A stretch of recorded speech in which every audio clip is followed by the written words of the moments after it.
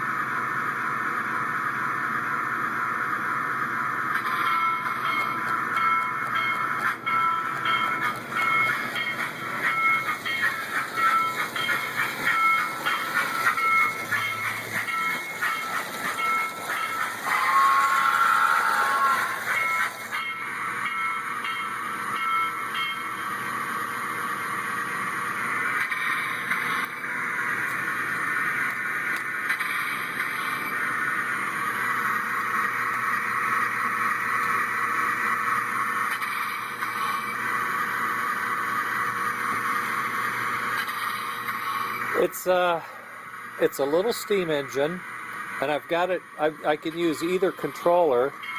You hear the bell. It's got the tiny little speaker, and you hear that high pitched it's an Atlantic sound chip. Actually, it was the closest we could get to what we had, and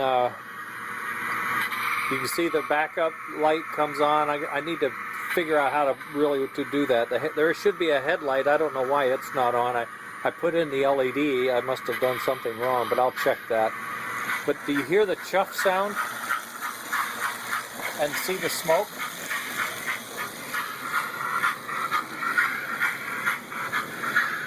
I think the chuff sound is absolutely wonderful. It just makes this little engine.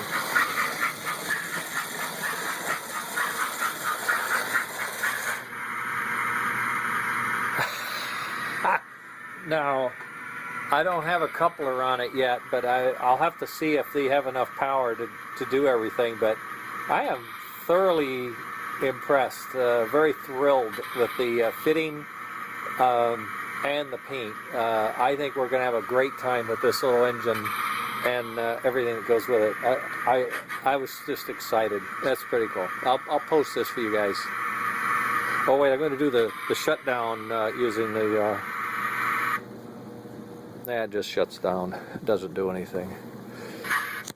One last. Okay, later.